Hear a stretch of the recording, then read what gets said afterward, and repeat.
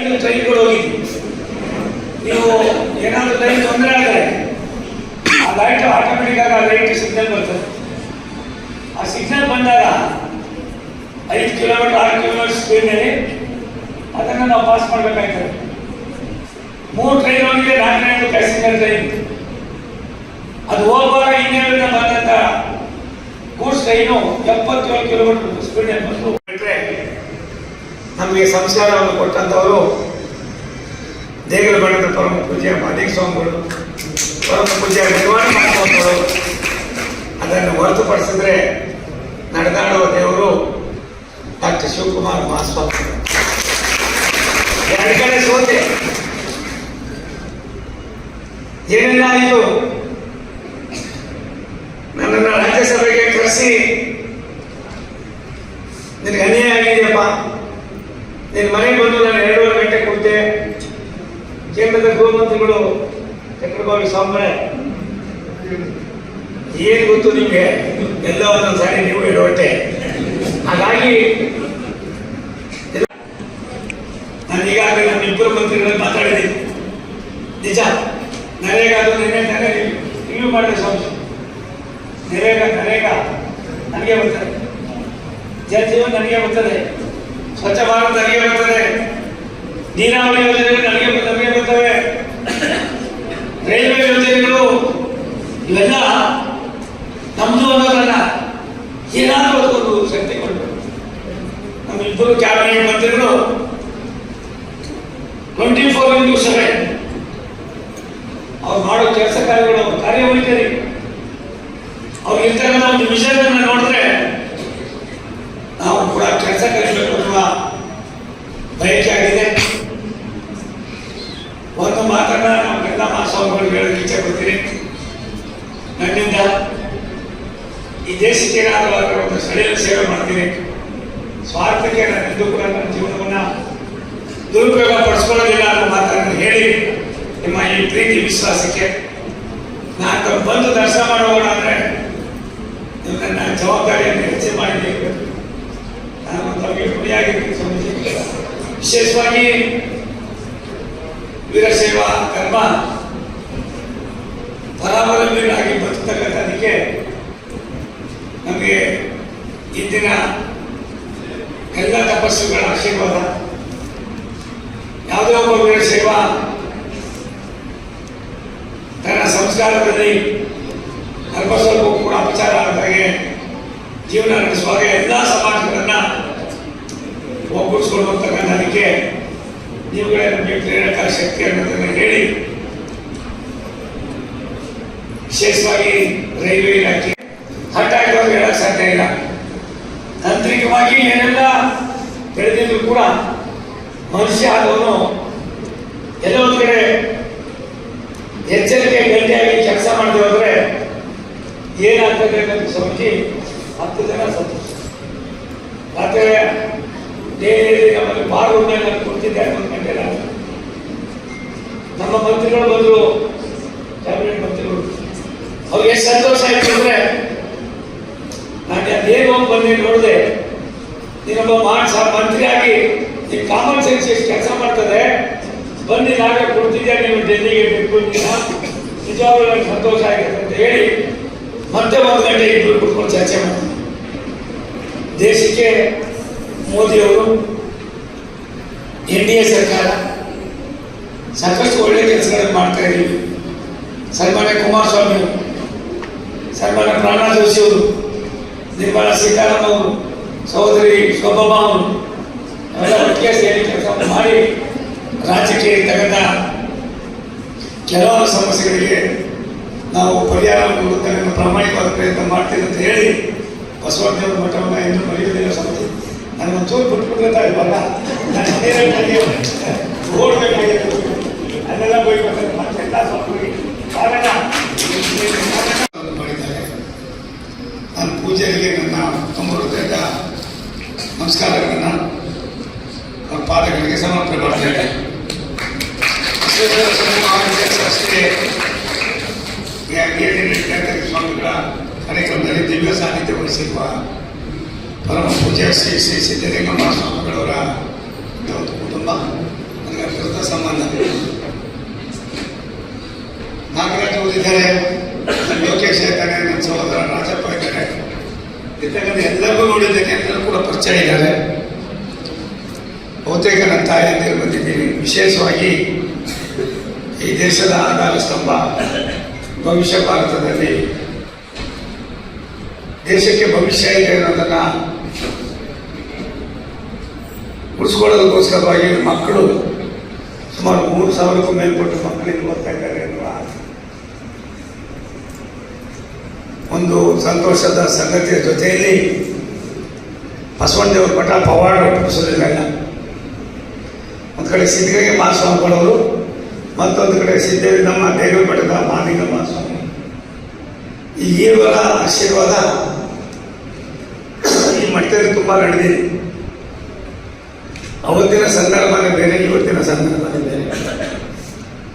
ಮಠಮಾನ್ಯಗಳನ್ನ ನಡೆಸ್ಕೊಂಡು ಹೋಗ್ತಕ್ಕಂಥದ್ದು ಕಷ್ಟ ಸಾಧ್ಯವಾದ ಕೆಲಸ. ಆದರೆ ಗುರು ಪರಂಪರೆಗಳು, ಈ ದೇಶದ ಇತಿಹಾಸ, ಫಲಿತಾಂಶ ಬಂದ ಮೇಲೆ ನಿನ್ನೆ ಸಾಯಂಕಾಲ ದೆಹಲಿ ನಮ್ಮ ಕಚೇರಿಯಲ್ಲಿ ನಮ್ಮ ಇಲಾಖೆಯ ಸಂಪುಟ ದರ್ಜೆ ಸಚಿವರು ನನಗೆ ಕೇಳಿದ್ರು, योगा करता है, रेलवे ऑफिसर का ऊपर कर रहा हूँ, मतलब उसको इंफॉर्मेशन दे कोई आप MP है ना, सही है, आप जाइए, शाम को मालूम है, अब तुमको भी जाना उधर योगा सरकार का कार्यक्रम में आप आगे बना. ಅವಾಗ ಎದ್ದೋ ಬಿದ್ದು ಅಂತ ಬಂದು ಬರಬೇಕಾದ್ರೆ ನನಗೆ ಪಾಲನೆ ತಿರುಗಿಗೆ ನಾನು ಮೊದಲ ಮಟ್ಟಿಗೆ ಹೋಗ್ತಾ ಇದ್ದೀನಿ. ಬರಬೇಕಾದ್ರೆ ಒಂದು 5 ನಿಮಿಷ ಅಲ್ಲಿಂದ ಇಲ್ಲಿಗೆ ಬಂದು ಹೋಗ್ತೀನಿ.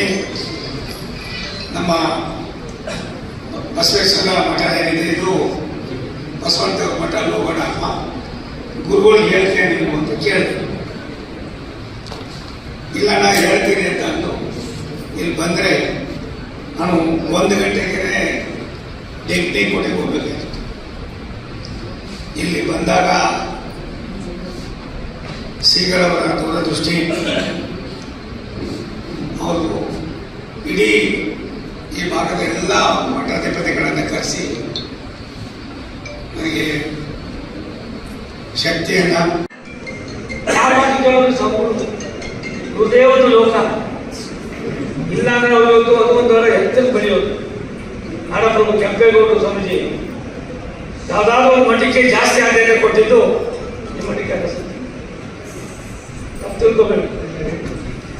ಹಾಗಾಗಿ ಏನೆಲ್ಲ ಆಗ್ತಾ ಇದೆ ನನಗನ್ನಿಸ್ತದೆ,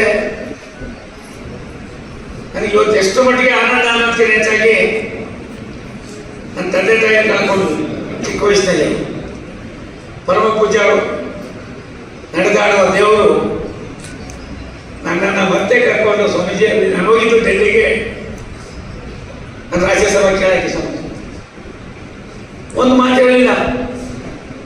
ನನಗೆ ಸೋಮಣ್ಣ आप आराम से रहिए ಅಂತಂದು वापस ಕರ್ಸ್ಕೊಂಡ್ರು. सोमಣ್ಣ आप क्या हो गया, वो सब भूल जाइए, आप खड़ा कीजिए तुमको में.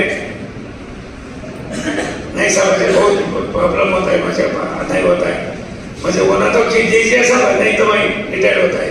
आप रिटायर होने का आप हमको नहीं, तुमको नहीं छोड़ता है, लेकिन आप पूरा दिन रिटायर आगे ನಿನ್ನ ಸೇವೆ ನಿನ್ನ ಅವಶ್ಯಕತೆ ಇದೆ ಅಂತ ಹೇಳಿ ತುಮಕೂರು ಕಳಿಸೋದು ಸ್ವಾಮೀಜಿ.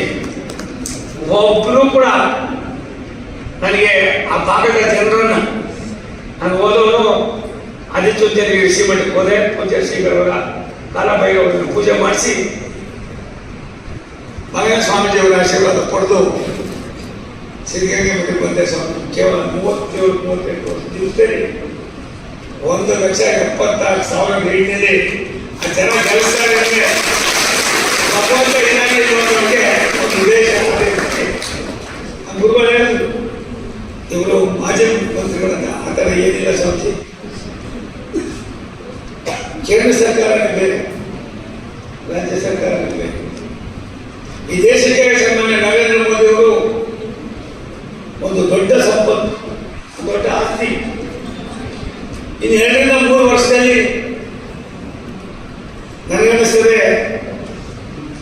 ವಿಶ್ವಸಂಸ್ಥೆಯಲ್ಲಿ ವಿಶ್ವದ ಅಗ್ರಗಣ್ಯ ರಾಷ್ಟ್ರಗಳಲ್ಲಿ ನಮ್ದು 2ನೇ ಸ್ಥಾನಕ್ಕೆ 1ನೇ ಸ್ಥಾನಕ್ಕೆ ಬರೋದ್ರಿಗೆ ಅನುಮಾನವೇ ಇಲ್ಲ. ಹಾಗಾಗಿ ನನಗೊಂದು ಹೆಮ್ಮೆ ಇದೆ. ಇದು ನನ್ನದಲ್ಲ, ನಾನು ಒಂದು ಸಣ್ಣ ಕುಗ್ರಾಮದಿಂದ ಬಂದವನು. ನಾನು ಊರನ್ನು ನೋಡಿದ್ರೆ ಪಂಚಾಯತಿ ಮೆಂಬರ್ ಆಗೋದು ಕಷ್ಟ. ಒಂದೇ ಮನೆ ಸ್ವಾಮೀಜಿ ನಮ್ದು 16,000 ಜನ. ನಾನು ಏನು ಹೇಳ್ತೀನೋ ಅದು ಕೇಳ್ತೇನೆ. ನಮ್ಮ ಸರ್ವಿಸ್ ಅಷ್ಟೇ ಏನಿಲ್ಲ ಸರ್. ನಮ್ಮ ನಡವಳಿಕೆ, ನನ್ನ ನೇರ ನುಡಿ, ನನ್ನ ಹೊಟ್ಟೆಪಾಡಿಗೋಸ್ಕರ ನಾನು ಎಂದೂ ಸ್ವಾಮೀಜಿ ಮಾತಾಡೆ ಇಷ್ಟೊಂದು ಜನ ಇದೆ ಸುಳ್ಳನ್ನೇ ಬದುಕಿಲ್ಲ, ಖಂಡಿತ ಬದುಕಿಲ್ಲ ಸ್ವಾಮೀಜಿ. ಯಾಕೆ ನನ್ನ ಶತ್ರುಗಳು ಅಂದ್ರೆ more work more enemies, less work less enemies, no work no enemies ಅಂತಾರೆ. ಹಾಗಾಗಿ ನಾನು ಜಾಸ್ತಿ ಕೆಲಸ ಮಾಡಿದ್ದು ನನಗೆ ಸ್ವಲ್ಪ ತೊಂದರೆ ಆಯಿತು ಸರ್. ಕುಟುಂಬ, ಮಾನಸಿಕ ಒತ್ತಡ, ಬೆಳಿಗ್ಗೆ ನಮಗಾಗಿ ಬೆಳಿಗ್ಗೆ 5 ಗಂಟೆ ಮೇಲೆ ನನ್ನ ಜೀವನದಲ್ಲಿ ಮಲಗಿಲ್ಲ. 3 ಗಂಟೆ ಮಲಗುವುದು ಕೂಡ 5 ಗಂಟೆಗೆ ಇರ್ತಕ್ಕಂಥ ನನ್ನ ಮಾಡಿಕೆ. ಭಗವಂತ ಏನೋ ಗೊತ್ತಿಲ್ಲ, ಮತ್ತೆ ನನಗೆ ಅವಕಾಶ ಕೊಟ್ಟಿದ್ದಾರೆ. ಅವಕಾಶ ಕೊಟ್ಟ ತಕ್ಷಣ ನಾನು ಮಾಡಿದ್ದು, ನಾನು ಬೆಂಗಳೂರಿನಲ್ಲಿದ್ದೆ ಸ್ವಾಮೀಜಿ. ವೆಸ್ಟ್ ಬೆಂಗಾಲ್ನಲ್ಲಿ ಒಂದು ಬಿಸ್ನೆಸ್ ಆಯಿತು.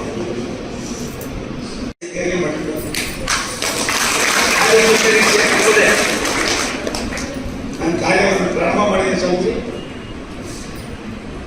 ಈ ರಾಜ್ಯಕ್ಕೆ ಅಲ್ಲ, ಈ ದೇಶಕ್ಕೆ ನನ್ನ 45 ವರ್ಷದ ಅನುಭವವನ್ನು ಹಂಚಿಕೊಳ್ಳೋದ್ರ ಜೊತೆಯಲ್ಲಿ ಬಡವರನ್ನ, ಕಡು ಬಡವರನ್ನ, ಧ್ವನಿ ಇಲ್ಲದ, ಆಸರೆ ಇಲ್ಲದ ಅನೇಕ ಸಮಾಜಗಳಿವೆ, ಒತ್ತಡ ಕೊಡಬೇಕಾಗಿದೆ.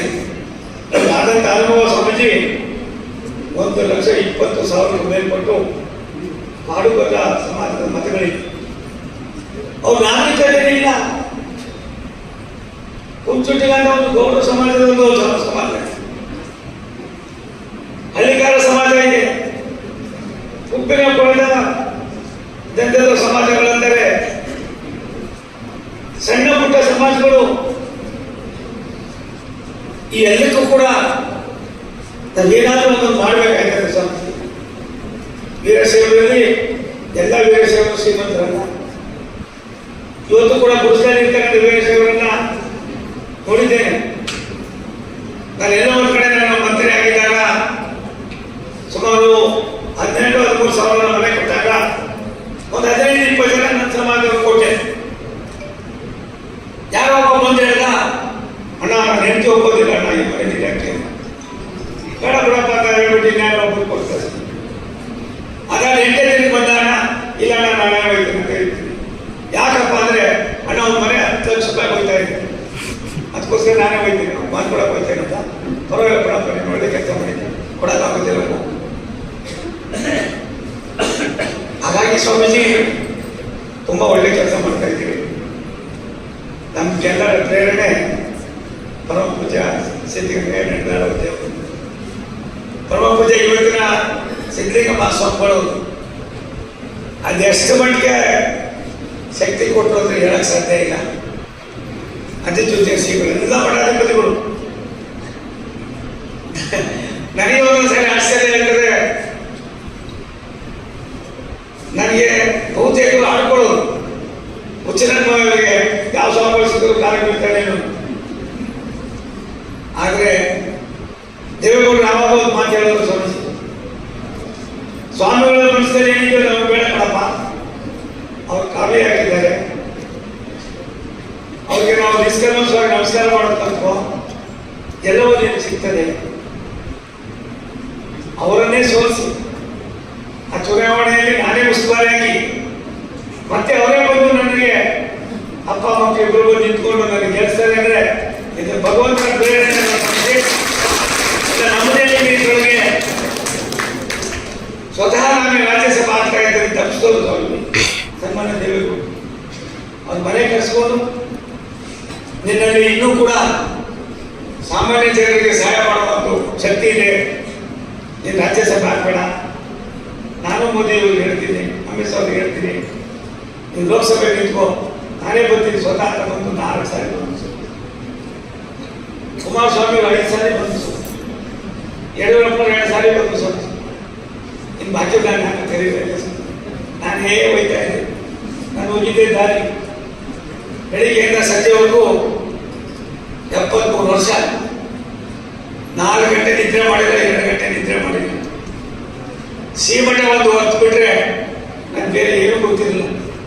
ಬೆಟ್ಟಡಿ ಮಠ ಅದು ಬೇರೆ ಕಡೆ ಸೇರ್ಕೊಳ್ತು, 15 ನಿಮಿಷ ಇವರು ಯಾರು ಇಲ್ಲ. ಹಾಗಾಗಿ ಯಾರು ಒಬ್ಬರು ದೇವ ಸ್ವಾಮಿ ಅದು ಹೆಬ್ಬೂರು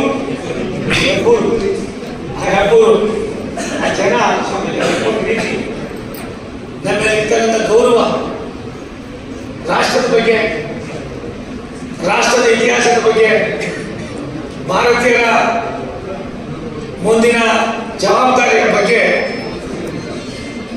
ತುಂಬಾ ಅಚ್ಚುಕಟ್ಟಾಗಿ ತುಮಕೂರು ಲೋಕಸಭಾ ಕ್ಷೇತ್ರನ ಸಾಕ್ಷ್ಯ ಮಾಡಿ ಆಶೀರ್ವಾದ ಮಾಡಿದ್ದಾರೆ. ಮಧುಗಿರಿ, ಕೊಡಗೆರೆ ಅಂತ, ಚಿಕ್ಕನಾಯಕನಹಳ್ಳಿ ಅಂತ.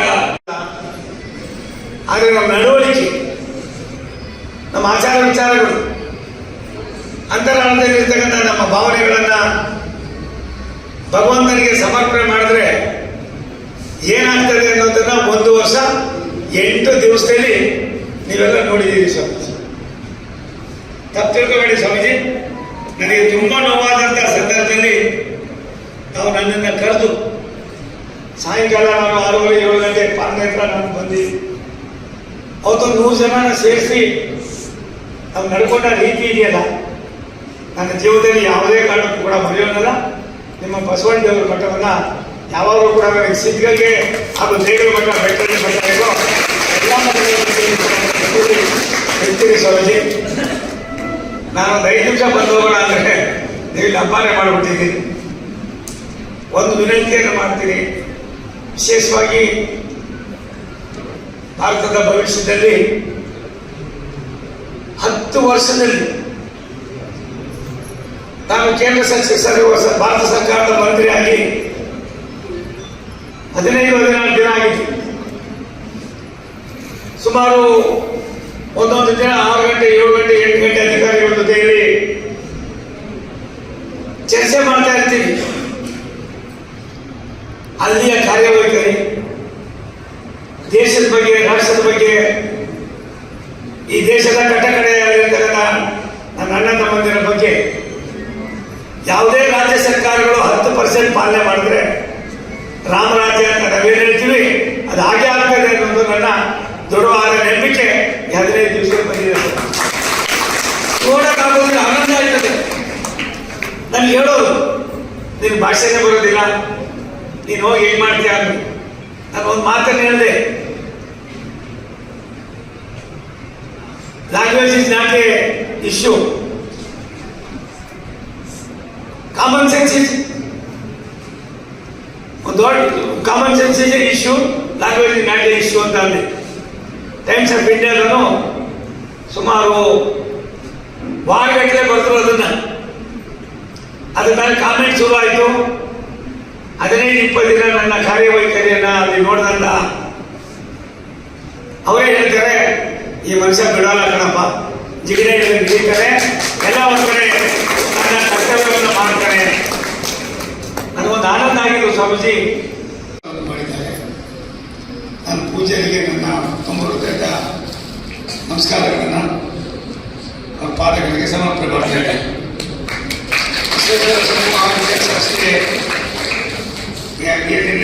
ಸ್ವಾಮಿಗಳ ಕಾರ್ಯಕ್ರಮದಲ್ಲಿ ದಿವ್ಯ ಸಾನ್ನಿಧ್ಯ ವಹಿಸಿರುವ ಪರಮ ಪೂಜ್ಯ ಶ್ರೀ ಶ್ರೀ ಸಿದ್ಧಲಿಂಗಮ್ಮ ಸ್ವಾಮಿಗಳವರ ಒಂದು ಕುಟುಂಬ ನನಗೆ ಅರ್ಥದ ಸಂಬಂಧ. ನಾಗರಾಜ್ ಅವರಿದ್ದಾರೆ, ಲೋಕೇಶ್ ಇದ್ದಾರೆ, ನನ್ನ ಸಹೋದರ ರಾಜಪ್ಪ ಇದ್ದಾರೆ, ಇರ್ತಕ್ಕಂಥ ಎಲ್ಲರಿಗೂ ನೋಡಿದ್ದೇನೆ, ಎಲ್ಲರೂ ಕೂಡ ಪರಿಚಯ ಇದ್ದಾರೆ. ಬಹುತೇಕ ನನ್ನ ತಾಯಿಯಂದಿರು ಬಂದಿದ್ದೀನಿ. ವಿಶೇಷವಾಗಿ ಈ ದೇಶದ ಆಧಾರ ಸ್ತಂಭ, ಭವಿಷ್ಯ ಭಾರತದಲ್ಲಿ ದೇಶಕ್ಕೆ ಭವಿಷ್ಯ ಇದೆ ಅನ್ನೋದನ್ನು ಉಳಿಸ್ಕೊಳ್ಳೋದಕ್ಕೋಸ್ಕರವಾಗಿ ಮಕ್ಕಳು ಸುಮಾರು 3,000ಕ್ಕೂ ಮೇಲ್ಪಟ್ಟು ಮಕ್ಕಳಿಗೆ ಓದ್ತಾ ಇದ್ದಾರೆ ಎನ್ನುವ ಒಂದು ಸಂತೋಷದ ಸಂಗತಿಯ ಜೊತೆಯಲ್ಲಿ ಬಸವಣ್ಣದೇವರ ಮಠ ಪವಾಡ ಹುಟ್ಟಿಸೋದಿಲ್ಲ. ಒಂದು ಕಡೆ ಸಿದ್ಧಗಂಗೆ ಮಹಾಸ್ವಾಮಿಗಳವರು, ಮತ್ತೊಂದು ಕಡೆ ಸಿದ್ಧಲಿಂಗಮ್ಮ ದೇವರ ಮಠದ ಮಾಲಿಂಗ ಮಹಾಸ್ವಾಮಿ. ಈ ಇವರ ಆಶೀರ್ವಾದ ಈ ಮಠದಲ್ಲಿ ತುಂಬ ನಡೆದಿದೆ. ಅವತ್ತಿನ ಸಂದರ್ಭನೇ ಬೇರೆ, ಇವತ್ತಿನ ಸಂದರ್ಭನೇ ಬೇರೆ. ಮಠಮಾನ್ಯಗಳನ್ನು ನಡೆಸ್ಕೊಂಡು ಹೋಗ್ತಕ್ಕಂಥದ್ದು ಕಷ್ಟ ಸಾಧ್ಯವಾದ ಕೆಲಸ. ಆದರೆ ಗುರು ಪರಂಪರೆಗಳು, ಈ ದೇಶದ ಇತಿಹಾಸ ಇನ್ನೂ ಕೂಡ ಜೀವಂತವಾಗಿದೆ ಅನ್ನೋದಕ್ಕೆ ಇವತ್ತಿನ ಯೋಗ ದಿನಾಚರಣೆಯು ಕೂಡ ಒಂದು ದೊಡ್ಡ ಉದಾಹರಣೆ ಸ್ವಾಮೀಜಿ. 6,000 ವರ್ಷದ ಹಿಂದಿನ ಈ ಒಂದು ಭಾರತೀಯರ ದಿನನಿತ್ಯದ ಆರೋಗ್ಯದ ಬಗ್ಗೆ ಅವರು ಕೈಗೊಂಡಂಥ ಕ್ರಮವನ್ನು 2014ರಲ್ಲಿ ನಮ್ಮೆಲ್ಲರ ನೆಚ್ಚಿನ ಪ್ರಧಾನಮಂತ್ರಿಗಳಾದ ನರೇಂದ್ರ ಮೋದಿಯವರು ಯೋಗದ ಅವಶ್ಯಕತೆಯನ್ನು, ಯೋಗದಿಂದ ಮನುಷ್ಯನಿಗೆ ಆಗ್ತಕ್ಕಂಥ, ಪ್ರಕೃತಿಗೆ ಆಗ್ತಕ್ಕಂಥ ಒಡಂಬಡಿಕೆಯನ್ನು ಸಮಗ್ರ ಮಾಡಿದಂಥ ಸಂದರ್ಭದಲ್ಲಿ 2015 ಜೂನ್ 21ರಂದು ವಿಶ್ವ ಯೋಗ ದಿನಾಚರಣೆಯನ್ನು ಆಚರಣೆ ಮಾಡೋದಕ್ಕೆ ಕಾರಣೀಭೂತರಾದ ನಮ್ಮೆಲ್ಲರ ನೆಚ್ಚಿನ ಪ್ರಧಾನಮಂತ್ರಿ ನರೇಂದ್ರ ಮೋದಿ ಅವರಿಗೆ ಎಲ್ಲ ಗುರುಗಳ ಆಶೀರ್ವಾದವನ್ನು ನಾನು ವಿನಂತಿ ಮಾಡ್ತೀನಿ. ಜಮ್ಮು ಕಾಶ್ಮೀರದಲ್ಲಿ ಇವತ್ತು ಯೋಗ ದಿನಾಚರಣೆಯನ್ನು ಆಚರಣೆ ಮಾಡಿದ್ದಾರೆ. ನಾನು ಮೊದಲನೇ ಬಾರಿಗೆ ತುಮಕೂರಿಗೆ ಹೋದಾಗ ಸರ್ಕಾರ ಬೇರೆಯವ್ರ ಜೊತೆಲಿ ಯೋಗ ದಿನಾಚರಣೆಯನ್ನು ಮಾಡ್ತಾ ಇತ್ತು. ಸ್ವಾಮೀಜಿ ಮೊದಲನೇ ಬಾರಿಗೆ 5,000 ಜನ ಪೊಲೀಸ್ ಮೈದಾನದಲ್ಲಿ ಮಾಡಿ ಮುಂದಿನ ಪೀಳಿಗೆಯನ್ನು ಸರಿದಾರಿಯಲ್ಲಿ ಕೊಂಡೊಯ್ತಕ್ಕಂಥದ್ದಕ್ಕೆ ಇದರ ಮಹತ್ವವನ್ನು ಕೂಡ ಪರಿಚಯಿಸಿದ್ದಾರೆ. ಬೆಟ್ಟಳ್ಳಿ ಸ್ವಾಮಿಗಳು ಹೇಳ್ತಾ ಇದ್ರು, ಸೋಮಣ್ಣವ್ರಿಗೆ ಏನಾಯ್ತು ಹೇಳ್ತಾಯಿತ್ತು ಅಂತ. ನಿಷ್ಕಲ್ಮಸವಾದ ಮನೋಭಾವನೆ ಇದ್ದರೆ ನನ್ನಲ್ಲಿ ಎಲ್ಲರೂ ಕೂಡ ನನ್ನನ್ನು ದೃಷ್ಟಿಸೋದು ಇವರೊಬ್ಬ ದುರಂಕಾರಿ, ಎಲ್ಲರಿಗೂ ಮುಖದ ನೋಡಿದಂಗೆ ಹೇಳ್ತಾನೆ, ಏನು ಮನಸ್ಸು ಬರ್ತದೆ ಅದೇ ಮಾತಾಡ್ತಾನೆ. ಮತ್ತು ಇಷ್ಟೊಂದು ಜನ ಸ್ವಾಮಿಗಳಿದ್ದೀರಿ, ನನ್ನ ಗುರುಗಳಿಗೆ ನಾನು ಸೇವೆ ಮಾಡಿದ್ದೆ ಆಗಿದ್ದರೆ ಅದರ ಪ್ರತಿಫಲವನ್ನು ನನ್ನ ಗುರುಗಳು, ನನ್ನ ಅಜ್ಜ ಮತ್ತು ನನ್ನ ಪೀಠದ ಅಜ್ಜ ಮತ್ತು ಗುರುಗಳು ತಿಳಿದ್ದಾರೆ. ನನಗಂತೂ ಇವಾಗ ಎಷ್ಟು ಆನಂದ ಆಗಿದೆ ಅಂದರೆ, ಜೀವನದಲ್ಲಿ ಯಾರಾದರೂ ಒಬ್ಬ ಸಂಸ್ಕಾರವನ್ನು ಉಳ್ಳವನಾಗಿ ನಿಷ್ಕಲ್ಮಶವಾಗಿ ಕೆಲಸವನ್ನು ಮಾಡಿದ್ರೆ, ಭಗವಂತನೂ ಕೂಡ ಆಶೀರ್ವಾದ ಮಾಡದೆ ಹೋದರೆ, ಆಗ ಗುರು ಚರಮೂರ್ತಿಗಳ ಆಶೀರ್ವಾದ ಇದ್ದರೆ ಏನಾದರೂ ಆಗ್ಬೋದು ಅನ್ನೋದಕ್ಕೆ ನಾನು ಕೂಡ ಒಂದು ಉದಾಹರಣೆಗಳನ್ನು ಹೇಳಿ, ನನ್ನ ರಾಜಪ್ಪ ಈಗ ಇದ್ದಾರೆ. ನನಗೆ ಯಾವ ಜನ್ಮದಲ್ಲಿ ಪಾರ್ಲಿಮೆಂಟ್ರಿ ರಾಜಪ್ಪ ಸಿಗಾಕೊಂಡ್ರೆ ಗೊತ್ತಿಲ್ಲ. ಒಂದೊಂದು ಸೈಡ್ ಅವರು ಕೂಡ ಹೇಳೋರು, ಈ ಮನುಷ್ಯ ಹತ್ರ ಬದುಕೋದು ಕಷ್ಟ ಕಣಪ್ಪ, ಹೇಳೋದು ಕಷ್ಟ, ಏನು ಹೇಳೋದು ತಿರುಗಿ ಸೇರ್ತಾನೆ. ನಾನು ಅನೇಕ ಸಂದರ್ಭದಲ್ಲಿ ಹೇಳಿದ್ದೀನಿ, ಎಲ್ಲವೂ ಕೂಡ ಕ್ಷಣಿಕ. ನಾನು ಈಗಾಗಲೇ ನಮ್ಮ ಇಬ್ಬರು ಮಂತ್ರಿಗಳಲ್ಲಿ ಮಾತಾಡಿದ್ದೀನಿ. ನಿಜ, ನರೇಗಾದು ನಿನ್ನೆ ತಾನೇ ರಿವ್ಯೂ ಮಾಡಿದೆ ಸ್ವಾಮಿ. ನರೇಗಾ ನನಗೆ ಬರ್ತದೆ, ಜಲ್ ಜೀವನ್ ನನಗೆ ಬರ್ತದೆ, ಸ್ವಚ್ಛ ಭಾರತ್ ನನಗೆ ಬರ್ತದೆ, ನೀರಾವರಿ ಯೋಜನೆಗಳು ನನಗೆ ಬರ್ತವೆ, ರೈಲ್ವೆ ಯೋಜನೆಗಳು ಇವೆಲ್ಲ ನಮ್ದು ಅನ್ನೋದನ್ನ ಏನಾದರೂ ಒಂದು ಶಕ್ತಿ ಕೊಡಬೇಕು. ನಮ್ಮ ಇಬ್ಬರು ಕ್ಯಾಬಿನೆಟ್ ಮಂತ್ರಿಗಳು 24x7 ಅವ್ರು ಮಾಡೋ ಕೆಲಸ ಕಾರ್ಯಗಳು, ಕಾರ್ಯವೈಖರಿ, ಅವ್ರು ಇರ್ತಕ್ಕಂಥ ಒಂದು ವಿಷಯವನ್ನು ನೋಡಿದ್ರೆ ಕೆಲಸ ಕಲಿಸಬೇಕು ಅನ್ನುವ ಬಯಕೆ ಆಗಿದೆ. ಒಂದು ಮಾತನ್ನ ನಾವೆಲ್ಲ ಮಾಸವಗಳಿಗೆ ಹೇಳಕ್ಕೆ ಇಚ್ಛೆ ಪಡ್ತೀನಿ. ನನ್ನಿಂದ ಈ ದೇಶಕ್ಕೆ ಏನಾದರೂ ಒಂದು ಸ್ಥಳೀಯ ಸೇವೆ ಮಾಡ್ತೀನಿ. ಸ್ವಾರ್ಥಕ್ಕೆ ನಾನೆಂದೂ ಕೂಡ ನನ್ನ ಜೀವನವನ್ನ ದುರುಪಯೋಗ ಪಡಿಸ್ಕೊಳ್ಳೋದಿಲ್ಲ ಅನ್ನೋ ಮಾತನ್ನು ಹೇಳಿ ನಿಮ್ಮ ಈ ಪ್ರೀತಿ ವಿಶ್ವಾಸಕ್ಕೆ ನಾನು ಬಂದು ದರ್ಶನ ಮಾಡೋಣ ಅಂದರೆ ನೀವು ನನ್ನ ಜವಾಬ್ದಾರಿಯನ್ನು ಹೆಚ್ಚು ಮಾಡಿದ್ದೀವಿ. ನಾನು ತಮಗೆ ಋಣಿಯಾಗಿರ್ತೀನಿ ಸ್ವಾಮೀಜಿ. ವಿಶೇಷವಾಗಿ ವೀರಶೈವ ಧರ್ಮ ಪರಾವಲಂಬಿಗಳಾಗಿ ಬದುಕತಕ್ಕಂಥದಕ್ಕೆ ನಮಗೆ ಇಂದಿನ ಎಲ್ಲ ತಪಸ್ಸುಗಳ ಆಶೀರ್ವಾದ. ಯಾವುದೇ ಒಬ್ಬ ವೀರಶೈವ ತನ್ನ ಸಂಸ್ಕಾರದಲ್ಲಿ ಅಲ್ಪ ಸ್ವಲ್ಪ ಕೂಡ ಅಪಚಾರ ಆದಾಗೆ ಜೀವನ ನಡೆಸುವಾಗ ಎಲ್ಲ ಸಮಾಜಗಳನ್ನ ಒಗ್ಗೂಡಿಸ್ಕೊಂಡು ಹೋಗ್ತಕ್ಕಂಥದಕ್ಕೆ ನೀವುಗಳೇ ನಮಗೆ ಪ್ರೇರಕ ಶಕ್ತಿ ಅನ್ನೋದನ್ನು ಹೇಳಿ, ವಿಶೇಷವಾಗಿ ರೈಲ್ವೆ ಇಲಾಖೆ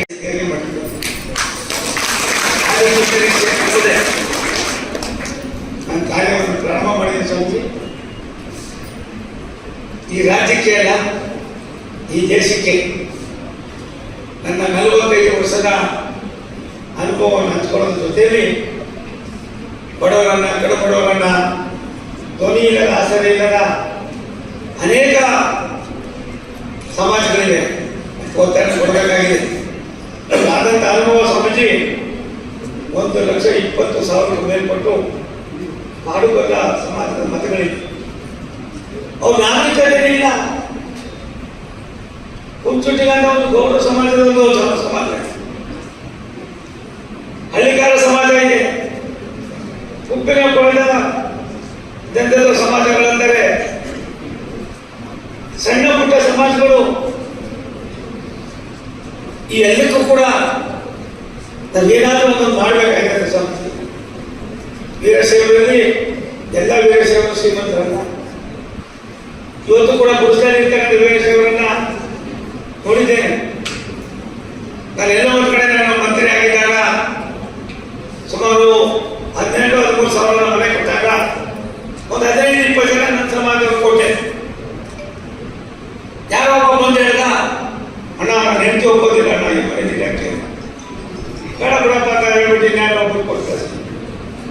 ಅದಾದ 8 ದಿನಕ್ಕೆ ಬಂದಾಗ ಇಲ್ಲ ಅಣ್ಣ ನಾನೇ ಹೋಗ್ತೀನಿ ಅಂತ ಹೇಳ್ತೀನಿ. ಯಾಕಪ್ಪ ಅಂದ್ರೆ ಅಣ್ಣ ಒಂದು ಮನೆ 10 ಲಕ್ಷ ರೂಪಾಯಿ ಹೋಗ್ತಾ ಇದ್ದೀನಿ, ಅದಕ್ಕೋಸ್ಕರ ನಾನೇ ಹೋಗ್ತೀನಿ, ಮಾತು ಕೊಡಕ್ಕೆ ಹೋಗ್ತೇನೆ ಅಂತ. ಪರವಾಗಿಲ್ಲ ಬಿಡಪ್ಪ, ನೀವು ಒಳ್ಳೆ ಕೆಲಸ ಮಾಡಿದ್ದೀನಿ, ಕೊಡೋಕ್ಕಾಗೋದಿಲ್ಲ. ಹಾಗಾಗಿ ಸ್ವಾಮೀಜಿ ತುಂಬಾ ಒಳ್ಳೆ ಕೆಲಸ ಮಾಡ್ತಾ ಇದ್ದೀವಿ. ನಮ್ಗೆಲ್ಲರ ಪ್ರೇರಣೆ ಪರಮ ಪೂಜೆ ಸಿದ್ಧಗಂಗೆ ನಡೆದಾಡುತ್ತೆ. ಪರಮ ಪೂಜೆ ಇವತ್ತಿನ ಸಿದ್ಧಲಿಂಗ ಮಹಾಸ್ವಾಮಿಗಳು ಅದೆಷ್ಟು ಮಟ್ಟಿಗೆ ಶಕ್ತಿ ಕೊಟ್ಟರು ಅಂದ್ರೆ ಹೇಳಕ್ ಸಾಧ್ಯ ಇಲ್ಲ. ಅದೇ ಜೊತೆ ಶ್ರೀಗಳು ಎಲ್ಲ ಮಠಾಧಿಪತಿಗಳು. ನನಗೆ ಒಂದೊಂದ್ಸರಿ ಆಶ್ಚರ್ಯ ಹೇಳ್ತದೆ. ನನಗೆ ಬಹುತೇಕರು ಆಡ್ಕೊಳ್ಳೋದು ಹುಚ್ಚಿನವರಿಗೆ ಯಾವ ಸ್ವಾಮಿಗಳು ಸಿಕ್ಕರು ಕಾಲ ಬೀಳ್ತಾನೇನು. ಆದ್ರೆ ದೇವೇಗೌಡರು ಯಾವಾಗ ಒಂದು ಮಾತು ಹೇಳೋದು, ಸ್ವಾಮಿಗಳ ಮನಸ್ಸಲ್ಲಿ ಏನಿದೆ ನಮ್ಗೆ ಬೇಡ ಕಣಪ್ಪ, ಅವ್ರು ಕಾವಲಿ ಹಾಕಿದ್ದಾರೆ, ಅವ್ರಿಗೆ ನಾವು ನಿಷ್ಕರ್ಮವಾಗಿ ನಮಸ್ಕಾರ ಮಾಡೋದು ತಪ್ಪು, ಎಲ್ಲವೂ ನಿಮಗೆ ಸಿಗ್ತದೆ. ಅವರನ್ನೇ ಸೋಲಿಸಿ ಆ ಚುನಾವಣೆಯಲ್ಲಿ ನಾನೇ ಉಸ್ತುವಾರಿಯಾಗಿ ಮತ್ತೆ ಅವರೇ ಬಂದು ನನಗೆ ಅಪ್ಪ ಮಕ್ಕಳು ಇಬ್ಬರು ಬಂದು ನಿಂತ್ಕೊಂಡು ನನಗೆ ಗೆಲ್ಲಿಸ್ತಾರೆ ಅಂದ್ರೆ ಇದು ಭಗವಂತನ ಪ್ರೇರಣೆ. ನಮ್ಮದೇ ಇದರೊಳಗೆ ಸ್ವತಃ ನಾನು ರಾಜ್ಯಸಭಾ ಆಗ್ತಾ ಇದ್ದರೆ ತಪ್ಪಿಸೋದು ಸನ್ಮಾನ್ಯ ದೇವೇಗೌಡರು ಅವ್ರ ಮನೆ ಕರೆಸ್ಕೊಂಡು ನಿನ್ನಲ್ಲಿ ಇನ್ನೂ ಕೂಡ ಸಾಮಾನ್ಯ ಜನರಿಗೆ ಸಹಾಯ ಮಾಡುವಂಥ ಶಕ್ತಿ ಇದೆ, ನೀನು ರಾಜ್ಯಸಭೆ ಹಾಕ್ಬೇಡ, ನಾನು ಮೋದಿಯವ್ರಿಗೆ ಹೇಳ್ತೀನಿ, ಅಮಿತ್ ಶಾ ಅವ್ರಿಗೆ ಹೇಳ್ತೀನಿ, ನೀನು ಲೋಕಸಭೆ ನಿಂತ್ಕೋ, ನಾನೇ ಬರ್ತೀನಿ ಸ್ವತಃ ಅಂತ ಬಂದು 4 ಸಾರಿ ಬಂದು. ಕುಮಾರಸ್ವಾಮಿ 5 ಸಾರಿ ಬಂದು, ಯಡಿಯೂರಪ್ಪ 2 ಸಾರಿ ಬಂದು. ಸ್ವಲ್ಪ ಇನ್ನು ಬಾಕಿ ನಾನು ಕರೀಬೇಕು, ನಾನು ಹೇಗೆ ಹೋಗ್ತಾ ಇದ್ದೆ. ನಾನು ಹೋಗಿದ್ದೆ ದಾರಿ ಬೆಳಿಗ್ಗೆಯಿಂದ ಸಂಜೆವರೆಗೂ 73 ವರ್ಷ 4 ಗಂಟೆ ನಿದ್ರೆ ಮಾಡಿಲ್ಲ, 2 ಗಂಟೆ ನಿದ್ರೆ ಮಾಡಿಲ್ಲ. ಶ್ರೀಮಠ ಒಂದು ಹೊತ್ತು ಬಿಟ್ರೆ ಅದು ಬೇರೆ ಏನೂ ಗೊತ್ತಿರಲಿಲ್ಲ. ಬೆಟ್ಟಡಿ ಮಠ ಅದು ಬೇರೆ ಕಡೆ ಸೇರ್ಕೊಳ್ತು. ನಮ್ದೇನು ಸೇರು ಇವರು ಯಾರು ಇಲ್ಲ. ಹಾಗಾಗಿ ಯಾರು ಒಬ್ಬರು ನೀವು ಸ್ವಲ್ಪ ಅದು ಹೆಬ್ಬೂರು ಆ ಹೆಬ್ಬೂರು ಆ ಜನ ಪ್ರೀತಿ ನನ್ನ ಇರ್ತಕ್ಕಂಥ ಗೌರವ ರಾಷ್ಟ್ರದ ಬಗ್ಗೆ, ರಾಷ್ಟ್ರದ ಇತಿಹಾಸದ ಬಗ್ಗೆ, ಭಾರತೀಯರ ಮುಂದಿನ ಜವಾಬ್ದಾರಿಯ ಬಗ್ಗೆ ತುಂಬಾ ಅಚ್ಚುಕಟ್ಟಾಗಿ ತುಮಕೂರು ಲೋಕಸಭಾ ಕ್ಷೇತ್ರವನ್ನು ಸಾಕ್ಷ್ಯ ಮಾಡಿ ಆಶೀರ್ವಾದ ಮಾಡಿದ್ದಾರೆ.